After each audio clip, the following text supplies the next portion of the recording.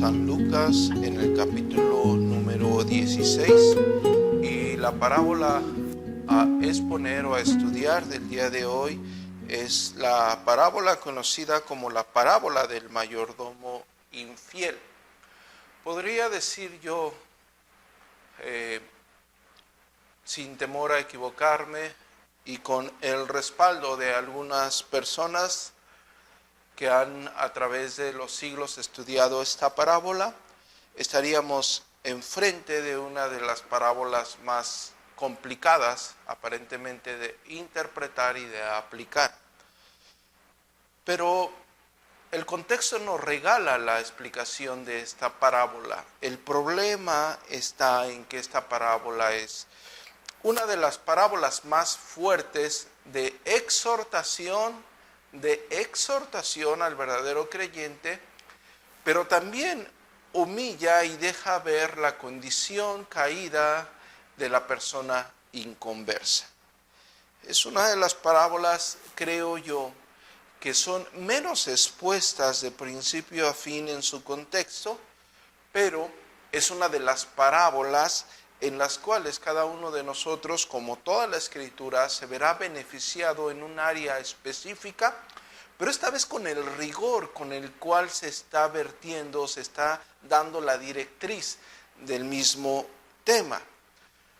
Es una parábola que se puede sacar de contexto si uno no visualiza de principio a fin y tiene el entendimiento preciso de cada palabra, pero tomando en cuenta que como todas las parábolas tienen un fin específico.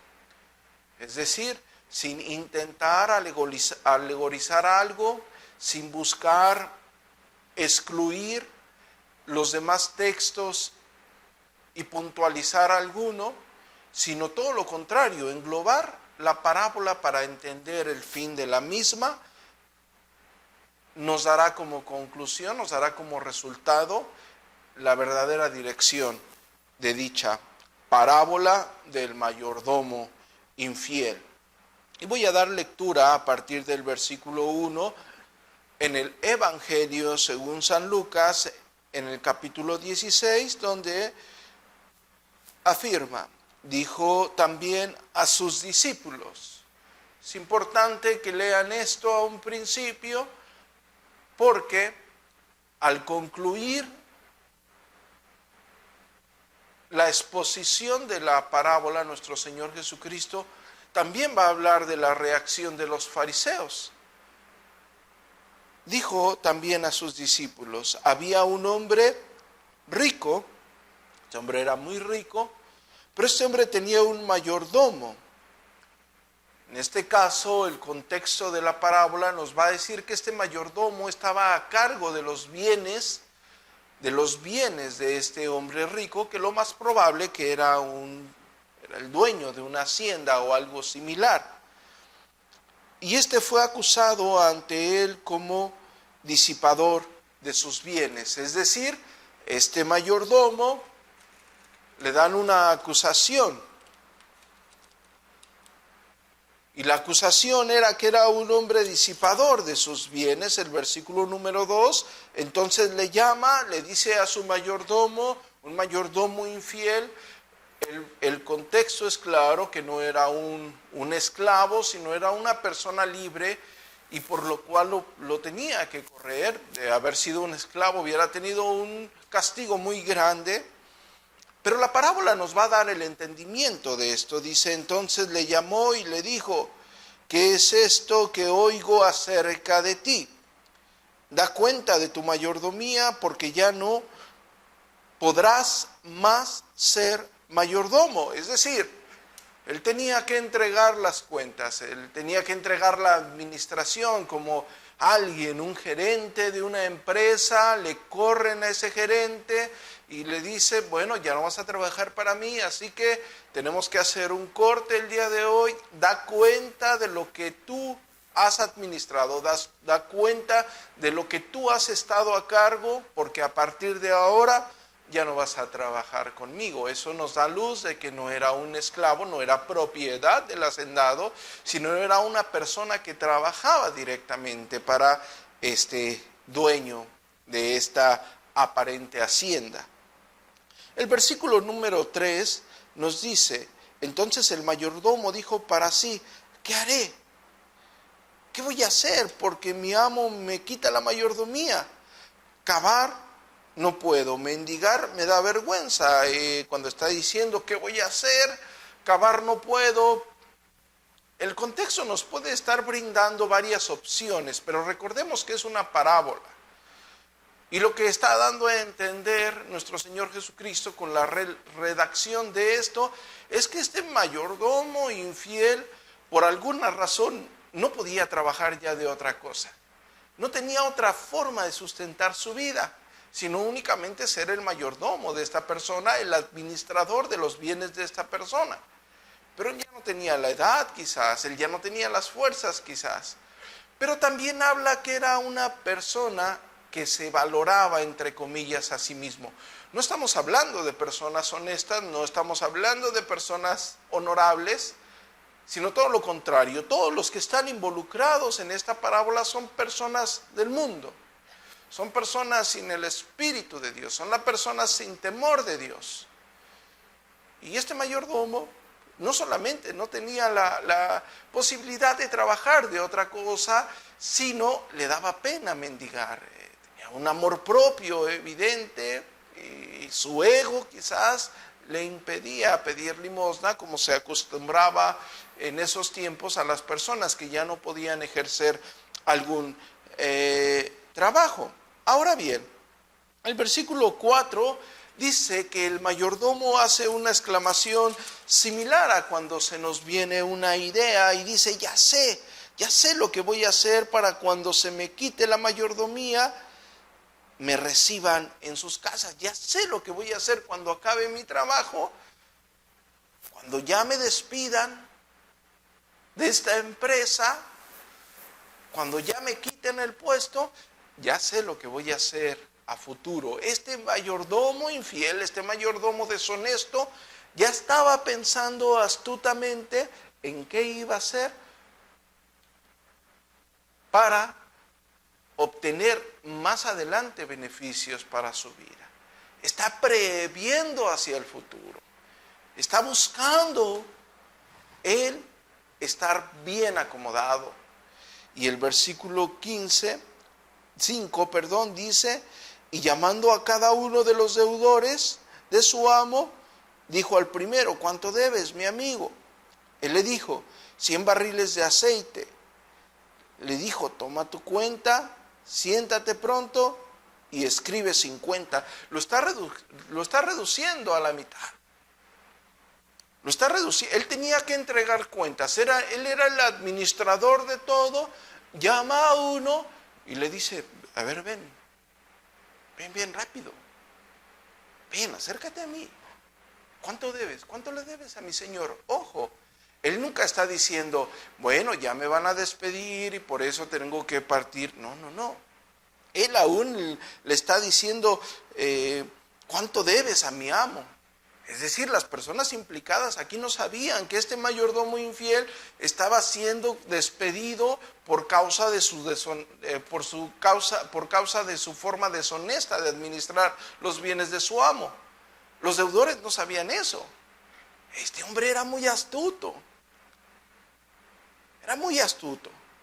Él todavía le dice: ¿cuánto le debes a mi amo? No te preocupes, siéntate. Tú y yo vamos a arreglar esto, te voy a favorecer. Ten la cuenta, pon la mitad, pon 50. ¿Debes 100? Pon 50. Versículo 7, después le dijo al otro: ¿y tú cuánto debes? Él dijo: 100 medidas de trigo. Él le dijo: toma tu cuenta, escribe 80. Lo está reduciendo. Le está haciendo un favor. Claro, de una forma deshonesta, astutamente deshonesta, les está reduciendo la cuenta. Este hombre era muy inteligente, era astuto para los negocios.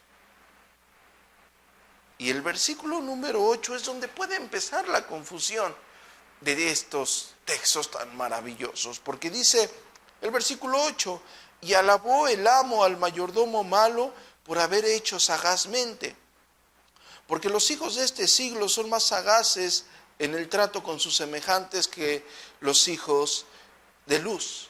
Recordemos que nuestro Señor Jesucristo quien está dando esta parábola. Y en la parábola habla que el amo alaba, exalta, aplaude la acción del mayordomo infiel. No está aplaudiendo la deshonestidad. No está alabando la falta de honor. No, él está aplaudiendo, él está alabando, él está reconociendo lo sagaz que era este hombre para prever para su futuro, para buscar sus objetivos. Él está alabando la forma en que esa persona está sacando provecho de toda circunstancia a pesar de verse en lo más negativo posible. Porque él estaba siendo despedido de su empleo y él ya no podía de ninguna forma, según el contexto de la parábola, buscar un trabajo donde sus fuerzas fueran requeridas y le daba pena mendigar. Pero él está siendo muy astuto, él está siendo muy sagaz y el amo aplaude esa sagacidad. No se está aplaudiendo, repito, disculpen por recalcar, no se está aplaudiendo la forma deshonesta de conducirse. Es como cuando nosotros nos enteramos, o quizás podemos hacer alusión a una cinta cinematográfica y vemos esas cintas o nos enteramos de algún robo grande, el robo del siglo. No alaban las personas con coherencia moral, no alaban el que esas personas hayan hecho un robo magistral, sino que alabamos lo astuto que fueron esas personas para planear y ejecutar aquello. Aquí el amo está reconociendo que este hombre era astuto para esto. Fue astuto. Versículo número 8 en la parte B hace una comparación. Dice que los hijos de este siglo, es decir, las personas inconversas, los impíos, las personas que no tienen el Espíritu Santo, son más sagaces, son mucho más sagaces para buscar sus objetivos. Son más sagaces para buscar su provecho. Son más sagaces para sacar provecho a pesar de que las circunstancias sean adversas para ellos. Así son los inconversos. Y empieza la confusión en el texto porque dice que son más sagaces en el trato con sus semejantes que los hijos de luz. Los compara con los creyentes, los compara con las personas que tienen el Santo Espíritu de Dios. Pero el versículo número 9 quizás es donde meten más la confusión hacia el creyente, pensando que nosotros también debiésemos de ser deshonestos, pensando que también nosotros debemos de ser truanes y de esa forma conseguir a nuestro favor algún tipo de cosa, algún tipo de benevolencia. Pensamos o piensan algunos que este texto te implica que tú seas igual de deshonesto que este mayordomo infiel para ganar algún tipo de riqueza o ganar algún tipo de amistad. Y no es eso. El versículo 8 dice, versículo 9, después de una comparación clara, dice, y yo os digo, ganar amigos por medio de las riquezas injustas. Y ahí está el gran problema para algunos. Porque dice, bueno, está hablando que yo haga riquezas de forma injusta y ese sea el modo de operación en que yo gane amigos, para que cuando éstas falten o reciban en las moradas eternas. Y piensan, todo descontextualizado, que hay que hacer ganancias injustas, hay que hacer ganancias truanes, ganar o obtener dinero de forma deshonesta, tener riquezas de forma deshonesta, y con esto vamos a entrar nosotros a las moradas eternas. No está hablando la parábola en esa circunstancia. Solamente hace falta aclarar una sola palabra en el original griego koiné, como Lucas, un médico docto. Lucas era un médico, era una persona estudiada, era una persona refinada en el trazo del escrito inspirado divinamente sin que se pierda el carácter del mismo. Deja ver eso, porque está utilizando en el griego koiné la palabra adikia, que quiere decir injusto, o que la traducción, en este caso Reina Valera, lo llama injusto. Pero adikia también quiere decir maldad, falsas o agravosas. Es decir, el texto está diciendo ganar a amigos mediante las falsas riquezas de este mundo. Ganar amigos mediante las riquezas de maldad de este mundo. Ganar amigos mediante las riquezas agravosas de este mundo. Lo podríamos traducir de esa forma para que ustedes tengan por completo un panorama más amplio de lo que nuestro Señor Jesucristo les está diciendo. Él no está alabando la deshonestidad. Él no está exaltando la forma truán de conducirse. Él está diciendo que por medio de esas riquezas falsas de este mundo, por medio de esas riquezas de maldad, Él no está hablando de la forma errada de conseguir el dinero. Él está hablando de lo pasajero, de lo pretencioso que son las riquezas. Pero ocupar esas riquezas que cada uno de nosotros tiene, porque tenemos que reconocer que el hombre tiene en esta tierra única y exclusivamente lo que Dios quiere que cada uno de nosotros tenga. Porque no podemos añadir a nuestra estatura ni siquiera un solo codo. Y todo lo que el hombre tiene en esta tierra es porque Dios se lo ha dado. Y todo le pertenece absolutamente a Dios, absolutamente todo. El dinero de la persona más deshonesta, del narcotraficante que ha hecho tantos malos, es porque Dios soberanamente, bajo propósitos en su eterna sabiduría, Él ha determinado que así sea. Lo que cada uno de ustedes tiene es porque Dios en su misericordia quiere que nosotros tengamos. No sé si me estoy dando a entender. El texto es bastante claro al respecto. Está diciendo en el versículo número 9, ganad amigos por medio o mediante las falsas riquezas de este mundo. Ganar amigos por medio o mediante la falsedad de las riquezas de este mundo, de la apariencia de las riquezas de este mundo. Y no está hablando que así vamos a obtener una morada eterna. Está hablando de la morada eterna de las personas. Está hablando que las personas, escuchen esto, escuchen la explicación de la parábola. Están hablando que los inconversos son más sagaces en buscar sus objetivos por medio de la economía, por medio de las riquezas. Que los hijos de luz, que todos nosotros, para nuestro único objetivo en esta tierra, la morada eterna. Los inconversos son más sagaces para obtener cosas a su favor, que los creyentes son más sagaces obteniendo el tesoro de esta tierra, obteniendo dinero dado por Dios y empleándolos en las cosas celestiales, empleándolo en las cosas espirituales. Y la explicación es bastante dura en su contexto, pero yo quiero que me acompañen para aclarar este punto que yo creo que es el centro de lo que hemos venido desarrollando y es donde hay confusión, así que quiero aclarar, quiero que me acompañen a la carta que el apóstol Pablo escribe a Timoteo, su primera carta a Timoteo, por favor.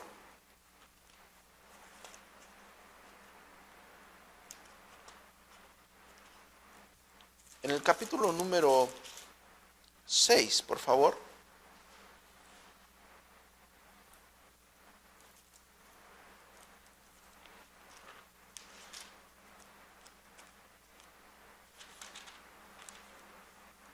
Y únicamente vamos a leer el versículo número 9 y el versículo número 10.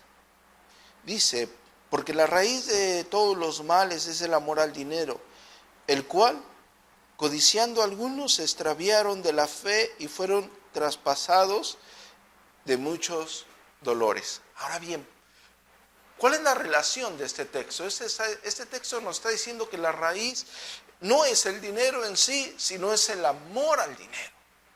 El problema no es el dinero. El problema es que nosotros amemos más el dinero. Y si no me creen, ustedes me pueden acompañar a Mateo, por favor, en el capítulo número 6. Mateo, capítulo 6, quiero que me acompañen.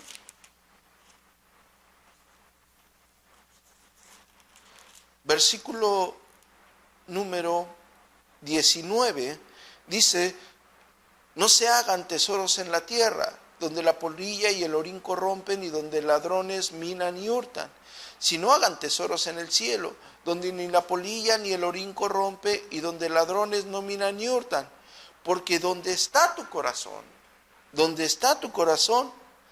allí, donde está vuestro tesoro, allí está tu corazón.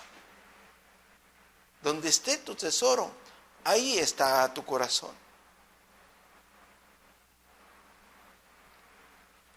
Regresamos al Evangelio según San Lucas, por favor.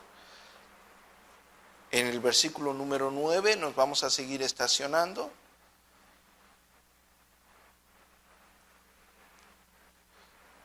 Yo os digo, ganen amigos por medio de las falsas riquezas. Es decir, ya hizo una comparación nuestro Señor Jesucristo en la parábola. Dice, los hijos del mundo son más sagaces para conseguir sus objetivos que los hijos de la luz. Aclaro, aquí yo les tendría que preguntar cuál es tu objetivo.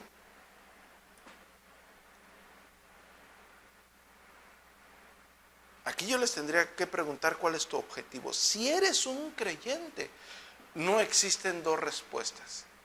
Es más, no existe diversidad de respuestas. Si yo voy a una sala de inconversos a dar una charla sobre cualquier tema, alejado a las escrituras, y les pregunto cuál es tu objetivo, cuál es tu meta de vida, alguien podrá decir, yo quiero ser médico, otro por allá, yo quiero poner una empresa, otra por acá, yo quiero trabajar de esto, yo quiero ser artista, yo quiero ser lo otro. Y las personas van a discrepar en sus objetivos, porque cada uno, de forma inconversa y con la mirada en esta tierra, tiene objetivos diferentes. No así con el creyente. No así con el creyente. El objetivo del creyente es celestial, no terrenal. El objetivo del creyente es espiritual, no material. Ojo, no estoy diciendo con esto que dejen de trabajar y que dejen de esforzarse, todo lo contrario. El gran punto aquí es que el inconverso, lo que trabaja, lo que obtiene, lo que se esfuerza, es para buscar su beneficio, para buscar sus objetivos personales. El creyente no. El creyente lo que tiene, lo que Dios le da, lo que se esfuerza, su objetivo debe de ser llevar a conocer el glorioso nombre de nuestro Señor Jesucristo. Ganar amigos por medio de la falsedad de las riquezas. Sean sagaces. Por medio de la falsedad de las riquezas. Ganen personas para el Señor, para que así cuando os falte, ellos tengan una morada eterna. Ellos gocen de una morada eterna. Es lo que está diciendo el texto. ¿Y por qué puede alguien decir, pastor, pero ¿por qué se está centrando en eso? Porque en eso se centra el texto. ¿Y de dónde saca este pastor aquello? El versículo número 10 dice, el que es fiel en lo muy poco, también en lo más es fiel. El que en lo muy poco es injusto, también en lo más es injusto. Repito, el que es fiel en lo muy poco, también en lo más ¿qué? Es fiel.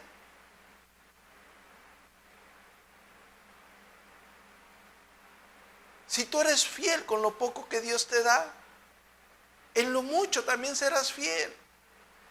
Pero si en lo poco eres infiel, en lo mucho también serás infiel. Y para alguien diría, pastor, pero ¿por qué dice que está hablando del dinero, de las riquezas? Porque el versículo número 11 dice, pues si en las riquezas injustas no fuiste fiel, ¿quién nos confiará lo verdadero? El texto habla del dinero. El versículo número 13 dice, ninguno puede servir a dos señores, porque aborrecerá al uno o amará al otro, o estimará al uno o menospreciará al otro. No puede servir a Dios y a las riquezas. El texto habla del dinero. La parábola está hablando que la persona impía, la persona sin el Espíritu Santo, es más sagaz, es más inteligente para conseguir sus objetivos por medio del dinero que los creyentes, que los hijos de luz. Aclaro otra vez, y disculpen si insisto y recalco que el objetivo del creyente son las cosas celestiales, las cosas eternas. Somos llamados de las tinieblas a su luz admirable para hablar de sus virtudes. Nuestro objetivo como colonia celestial en esta tierra es predicar su palabra, es dar a conocer su nombre. No tenemos otro objetivo. Si hay personas, desgraciadamente por la deficiencia doctrinal, que pueden asistir a una pseudo iglesia cristiana y creen que su objetivo en esta tierra es ser el empresario 2021. No, una cosa es que Dios le dé a esa persona la capacidad para tener dinero, para hacer o para administrar bien sus riquezas, pero no para que las atesore para sí mismo. No las da para que nosotros hagamos tesoros en esta tierra. Las riquezas no son para eso. Por eso está diciendo, si tú en lo poco me has sido infiel, en lo mucho no me serás fiel. Yo les he dicho muchas veces, no te engañes. Alguien dice, si yo tuviese 1,000,000 de pesos, yo apoyaría a la iglesia. No te engañes. Si tuvieses 10 millones de pesos, seguirías dando de lo que te sobra, como lo hacían los fariseos, que daban de las limosnas de los que les sobraba. ¿Y qué pasó con la viuda? Todo lo que tenía. La diferencia no es el monto, es el corazón del hombre inclinado a las riquezas, inclinado a la vanagloria de este mundo. El problema está en el corazón del mismo hombre. No se engañen. Si en lo poco que Dios te ha dado, tú has sido fiel, la Escritura dice que en lo mucho seguirás siendo fiel. La Escritura afirma que en lo mucho seguirás siendo fiel. Por eso nuestro Señor Jesucristo le está diciendo en el versículo 9, ganen amigos por medio de la falsedad de las riquezas malas, de las riquezas injustas. No está hablando que haga riquezas injustamente, sino gana personas.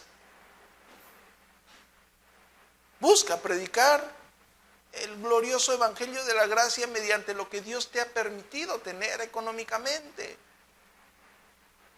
Sé de bendición para la familia del Señor mediante lo que Dios te ha permitido tener económicamente. Y cuando digo sé de bendición, no estoy hablando únicamente con las personas conversas, que claro que nosotros tenemos que tener un corazón dadivoso, sino estamos hablando con aquellos redimidos, que van a ser redimidos, que fueron predestinados desde antes de la fundación del mundo, pero que todavía no conocen el evangelio.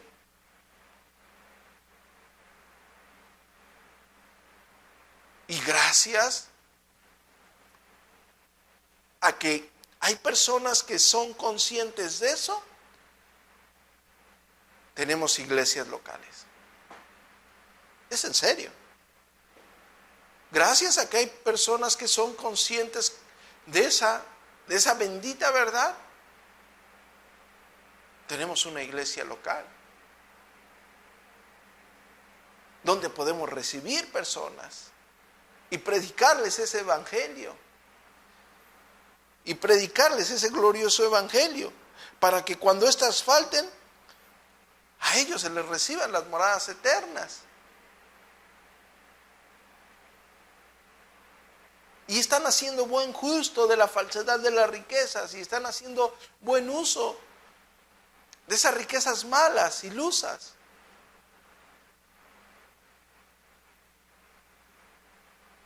Ganad amigos por medio de la falsedad de las riquezas, para cuando éstas os falten, os reciban en las moradas eternas. El problema aquí, yo te preguntaría, ¿cuál es tu objetivo en esta tierra como creyente? Si eres creyente. Si eres creyente, tu objetivo debiese de ser ese.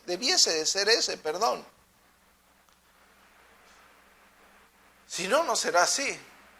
Si no, te pasará lo que a Judas: traicionarás al Señor por 30 monedas de plata. Fácil y sencillo. Porque el problema está en el corazón del hombre, no en el dinero.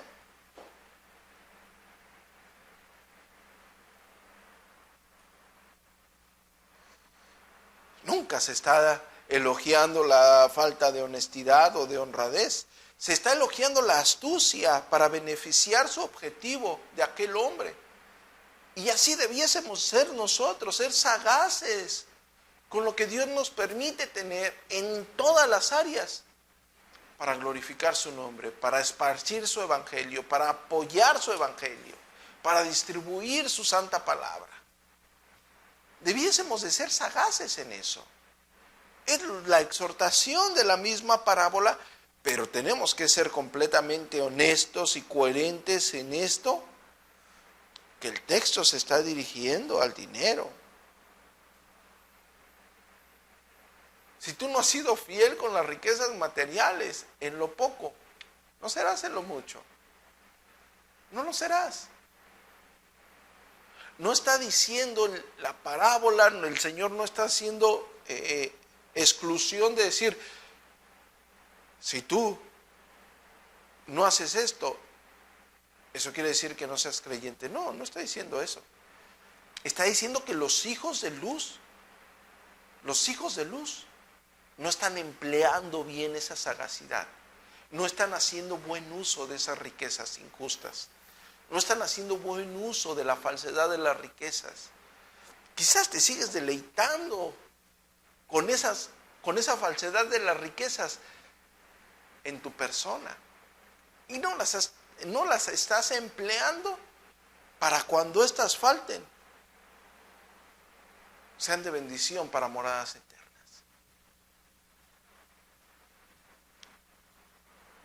El texto, si hasta ahí es duro, lo que sigue a continuación nos deja ver más realidad, porque dice, después de decirles, ninguno puede servir a dos señores. O sea, no te engañes. No puedes servir a las riquezas y no puedes servir a Dios. No te engañes, no me digas que amas al Señor mientras tu corazón está en las riquezas. No me lo digas. No te engañes a ti mismo. Y esto es muy duro, porque vean lo que dice el texto: ninguno puede servir a dos señores, porque va a aborrecer al uno y va a amar al otro. No te engañes, no te engañes. Si tu corazón, si tú me dices que eres creyente, pero tu corazón está en las riquezas, aquí el texto está diciendo que tú vas a aborrecer a uno de los dos. Y si tu corazón está en las riquezas, tú no vas a aborrecer a las riquezas. Entonces, ¿a quién vas a aborrecer? Me pregunto yo. No hay un término medio. No hay un término medio. Y hay muchas formas de aborrecer a Dios. No es que el hombre se va a levantar y va a decir: Dios, te aborrezco. Hay algunos insensatos que lo hacen, claro está. Pero tú lo vas a aborrecer con tu forma de vida. Tú lo vas a aborrecer con la forma de emplear las riquezas que Dios te está dando. Tú lo vas a aborrecer de esa forma. Tú lo vas a rechazar de esa forma. El texto no dice que va a haber un término medio al respecto. El texto está diciendo claramente que vas a aborrecer a uno y que vas a amar a otro. Que vas a estimar a uno y al otro lo vas a despreciar. ¿Estiman las riquezas? Claro, vas a trabajar, te vas a dedicar, vas a invertir, vas a satisfacer tu ego, tu persona, te vas a atiborrar de todo eso, te vas a revolcar como un cerdo en tus privilegios, en tus supuestos privilegios, y vas a menospreciar las cosas santas. Las vas a menospreciar. Vas a preferir la ropa lujosa que un buen sermón. Una predicación. Vas a preferir los viajes que estar rodeado entre hermanos. Lo vas a menospreciar. Es lo que está diciendo el texto. El texto es muy grave. Es muy grave. Es una exhortación muy dura. No es algo simple. El corazón del hombre inclinado a tesoros en la tierra, aunque diga sí el Señor y gracias a Dios, no, esa es mentira. Tú desprecias al Señor por causa de las riquezas y tu forma de vivir lo dice. Lo menosprecias. Sí, el día del Señor, el pastor. Sí, las cosas santas, el pastor. Y ojo, miren lo que dice el texto. Y oían, versículo 14, también todas estas cosas los fariseos, que eran ávaros. ¿Y qué hacían? Se burlaban de él. Es decir, los que se están burlando de esto que estoy diciendo, tienen una mente religiosa, como los fariseos. Porque eran ávaros. En realidad su corazón estaba en las riquezas de este mundo. Era la realidad. ¿Y cómo lo podíamos visualizar? ¿Cómo podríamos visualizar que su corazón estaba en las riquezas de este mundo?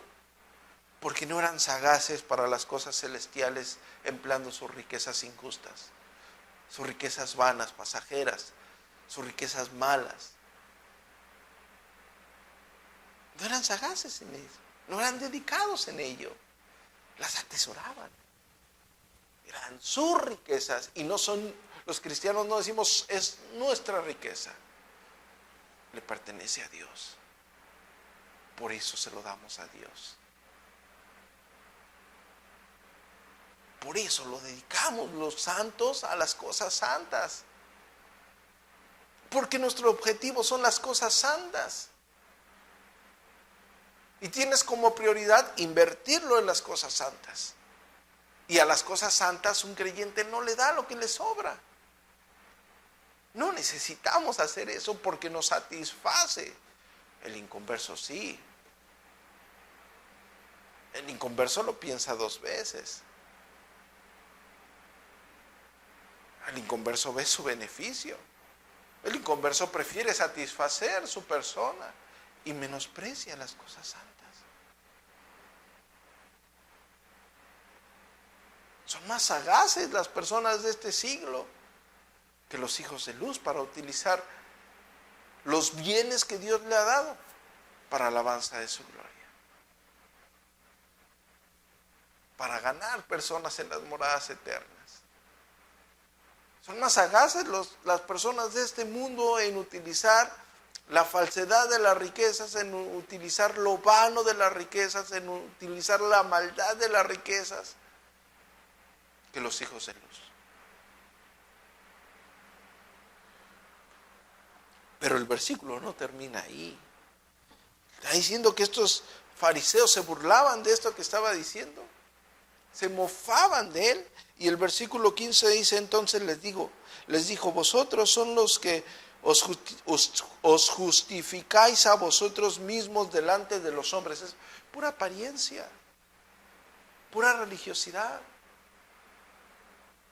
Y el texto va a donde debería el hombre siempre de temer, porque dice, mas Dios conoce vuestros corazones, porque lo que los hombres tienen por sublime, delante de Dios es abominación.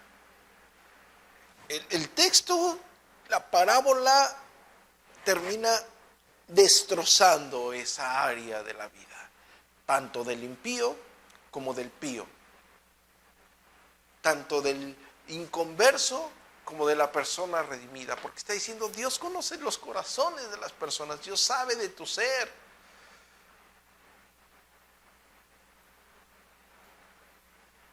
Dios sabe que tú has preferido satisfacerte a ti mismo con lo que Dios te ha dado, que utilizarlo, que ganar amigos para cuando las riquezas falten, cuando todo pase, las personas obtengan el beneficio de la morada eterna gracias a la predicación del Evangelio. Para cuando haya escasez, las personas sean beneficiadas.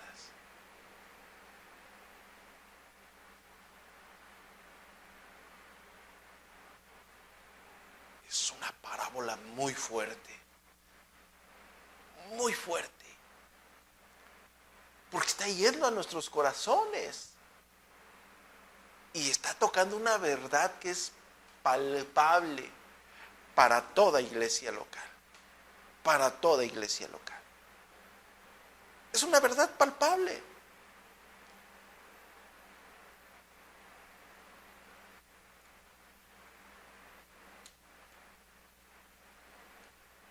Siempre se piensa que lo que Dios te da es para ti. ¿Y qué está diciendo el texto? No es para ti. En sí lo que Dios nos da no es para nosotros mismos. Lo que Dios nos da son para las cosas celestiales. Incluso dinero de impíos Dios usa para cuestiones celestiales. Y lo hemos visto muchas veces. Redunda en lo absurdo e incongruente que si estamos viendo que Dios hace eso, nosotros como creyentes no tengamos ese corazón. Y les demostré con la redacción del texto que nuestro Señor Jesucristo lo está centrando en las riquezas. No es como que, el pastor quiere hacer, no. Por eso les dije, el texto es bastante duro, porque concluye atendiendo al razonamiento personal en nuestro corazón como algo que Dios observa. No podemos burlar a Dios. Podemos aparentar entre nosotros piedad, podemos aparentar entre nosotros ser dadivosos, podemos aparentar en nosotros ser interesados en las cosas santas, podemos aparentar entre nosotros querer que el evangelio avance, que el reino avance, que sea de bendición esta iglesia. Lo podemos aparentar entre nosotros, pero Dios conoce verdaderamente nuestro corazón. Y el punto es este, y es tajante, ¿sí? Si tú has sido fiel en lo poco, Dios lo sabe. Cuando estamos hablando de fiel, estamos hablando de emplear lo que Dios te ha permitido tener para las cosas santas. Si tú has sido fiel en eso, Dios lo sabe. Y Él sabe que le serás fiel en lo mucho. Y como de Dios provienen todas las cosas. Pero también si no has sido fiel en lo poco. Les dije hace un momento, hay personas que dicen, oh, si yo tuviera tanto dinero. Mentira. Te lo gastarías en cosas vanas y sin sentido, porque no sabes ni administrar lo poco. Serías como este comediante de una televisora nacional, como el que se ganó la lotería, Huicho Domínguez. Y es el Huicho Domínguez cristiano. Te lo gastarías en cosas sin sentido. No sabes administrar lo poco. No lo sabes. No eres fiel en lo poco. Y cuando digo administrar, estamos hablando que el texto hace redacción en ser sagaces para ocupar ese dinero en las cosas espirituales, en las cosas celestiales. El objetivo del inconverso son las cosas terrenales, las cosas de este mundo. El objetivo del converso son las cosas celestiales, las cosas espirituales. Los tesoros de esta tierra del inconverso son dineros, carros, casas, viajes, lujos. Porque no ven más allá, porque están ciegos, porque están muertos, porque están entenebrecidos, porque necesitan el evangelio en su vida, porque necesitan al Señor. Y buscan mediante esas cosas satisfacer algo que nunca va a quedar satisfecho. El converso no. Sus objetivos del converso son su vida espiritual. Vivir para la gloria de Dios, predicar el evangelio, expandir el evangelio. Esos son los objetivos del creyente. Entonces, si mi objetivo son las cosas santas, yo invierto las riquezas, la falsedad de las riquezas, yo invierto la maldad de las riquezas, yo invierto lo vano de las riquezas en cuestiones espirituales. Me compro una Biblia, me compro un libro, aporto a la iglesia para que tengamos algo, aporto para el evangelio, dedico mi vida, mis talentos, lo que obtengo, porque mi objetivo como creyente está ahí, el inconverso no.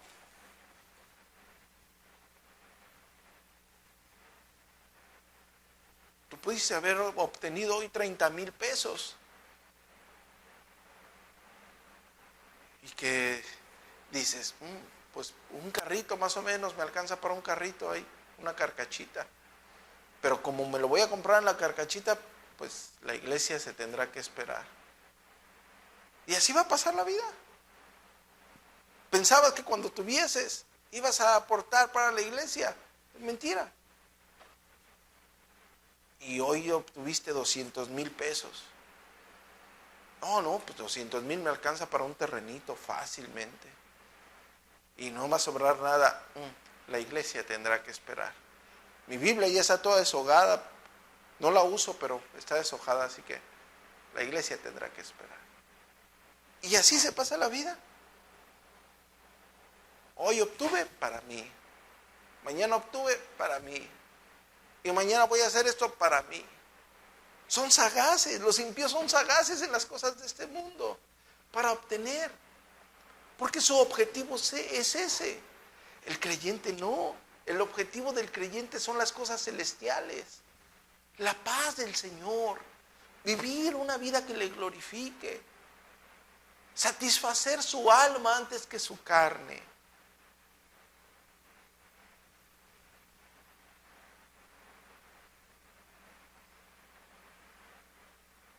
Es una realidad espiritual dura. Y es tan dura que al último dice, yo les dije al inicio, ¿para quién empezó la parábola? Para sus discípulos. Pero yo les dije, al último nuestro Señor Jesucristo da una exhortación que no es una cachetadita con guante blanco.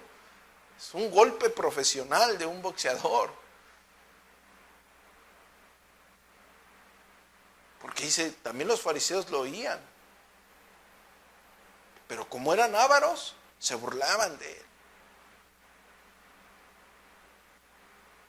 Como muchos se pueden estar burlando de lo que estamos hablando hoy. El pastor nada más quiere que la iglesia y que la vida espiritual y que los libros. Pues, ¿qué quieres que quiera yo para ti? El pastor nada más quiere la oración, el evangelismo, la palabra, la predicación. Pues, ¿qué quieres que yo quiera para ti? ¿Qué quieres? ¿Que te invite a deleitarte, a revolcarte como un cerdo en las cosas de este mundo? Yo no quiero eso para ti. Yo quiero que vivas en la palabra del Señor. Yo quiero que entiendas que lo que Dios te da es para que glorifique su nombre. Para que confíes en Él. Te dio 100, te alcanzó para gasolina, ve a evangelizar.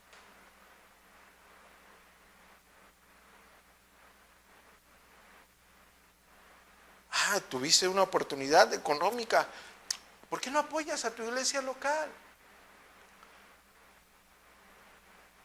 Porque es donde vamos a recibir a más hermanos. ¿No creen? ¿No creen? ¿O no creen ustedes eso? ¿O quién creen que paga la luz, la renta y los accesorios? Santa Claus viene el 25 de septiembre y en su costal nos deja un paquete de dólares para todo el año. No.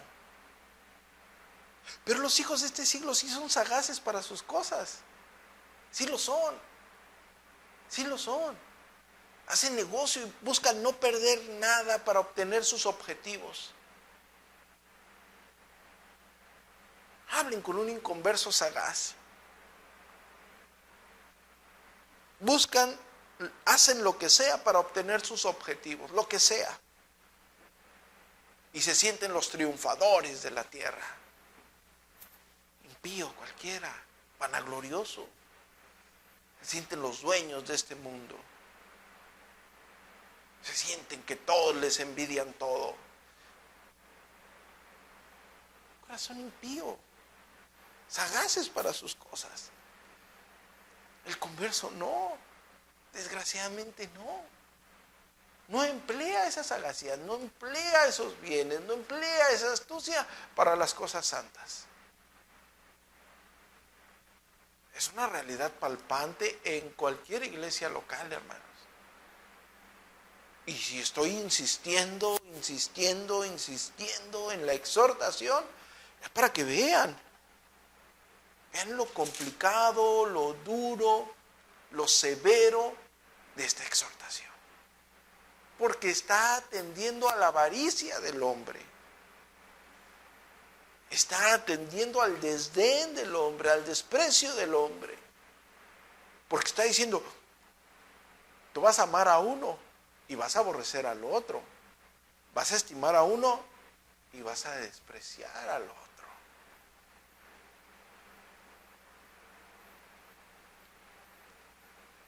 Es lo que vas a hacer. Personas que prefieren, no voy a gastar tanto para ir a la iglesia, pues mejor me lo ahorro y veo la prédica por internet. Me espero a que el pastor suba en el canal de YouTube las predicaciones.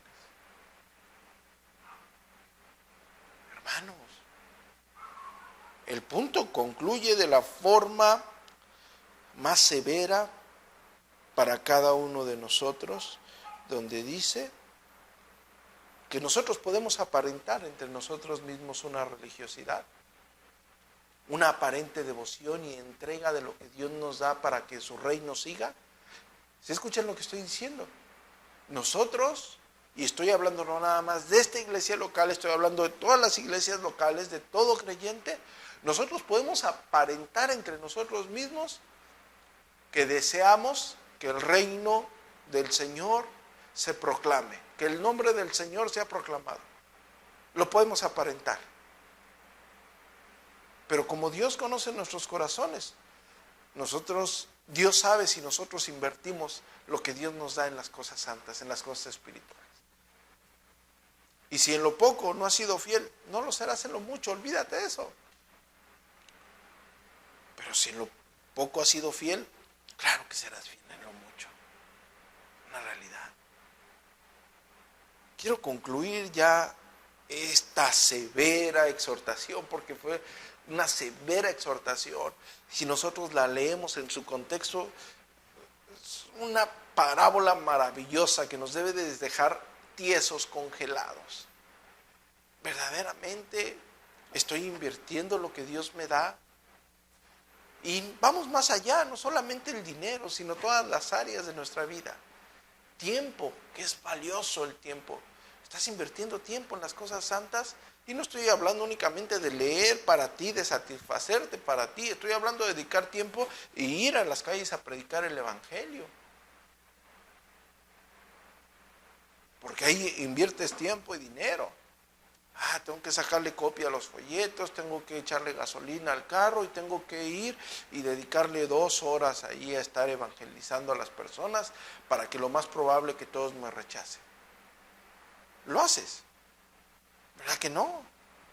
No lo haces. Dios conoce tu corazón. Dios conoce tu corazón. Estás siendo infiel en lo poco. No serás fiel en lo mucho. Un impío no, un impío emprende un negocio. Mi objetivo, aquí en la laguna voy a vender esto, voy a ir de banca en banca y ahí se va a vender. Y se va y agarra su Uber o se va en camión para no gastar tanto y llega y empieza a vender uno tras otro y uno, porque su objetivo son las cosas terrenales y su objetivo es obtener ganancias y su objetivo es ser adinerado y lo hace porque está en su objetivo. ¿Cuál es tu objetivo? Son las cosas celestiales. Que se vea. Que se vea. Porque Dios conoce nuestros corazones. Dios conoce nuestros corazones. Que se vea que lo celestial es tu objetivo. En todas las áreas. Y yo me estoy yendo más, yo estoy diciendo en todas las áreas. Aquí el texto está refiriendo a utilizar el dinero de forma favorable para el crecimiento, para el conocimiento de su gloria, de su nombre. Utilizar favorablemente el dinero para las cosas santas. Ser sagaces, como aquel mayordomo infiel. Tenemos que ser sagaces como aquel mayordomo infiel. No sé si me estoy dando a entender. Y voy a concluir esto porque es una exhortación muy, muy dura, hermanos. Es una parábola muy dura. En verdad es una parábola muy dura. Porque habla de la apatía del creyente, habla de la inconsistencia, habla de desatender lo que nosotros deberíamos de estar atendiendo. Habla de la falta de pasión, de lo que nosotros estaríamos llenos de pasión deberíamos estar. Pero la realidad es que no lo estamos. Y tenemos que ser realistas con esto. Porque el texto dice que Dios conoce nuestros corazones. Y el punto de la parábola en el desarrollo es que lo que está en nuestros corazones es visible en la práctica. ¿Estamos siendo sagaces? ¿No lo está haciendo? Pues te invito a que me acompañes a 2 de Corintios, por favor.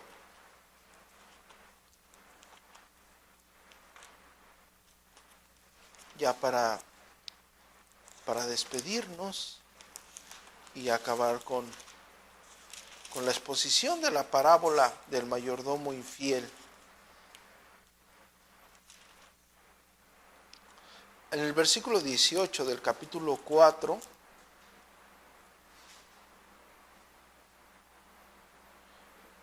no mirando nosotros las cosas que se ven,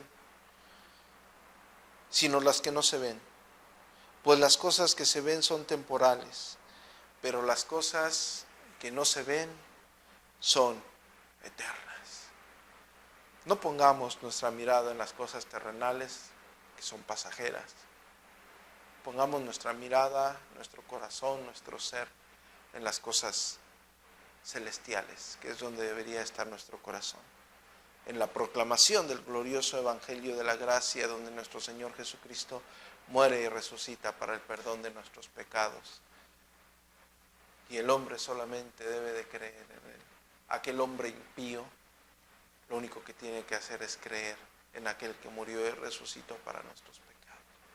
Pongamos nuestro corazón, nuestra mirada en esas cosas eternas, nuestra vida espiritual, pero también en la vida espiritual de las demás personas, predicándoles el evangelio,